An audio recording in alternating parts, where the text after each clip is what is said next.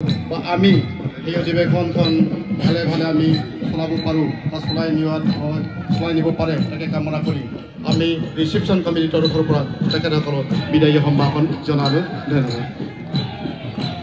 ধন্যবাদ থাকিল 31 নং বাৰ্ষিক অধিৱেশনৰ অভ্যৰ্থনা সমিতিৰ সভাপতিয়ে জনোৱা হয় বিদায়ী সম্ভাষণ।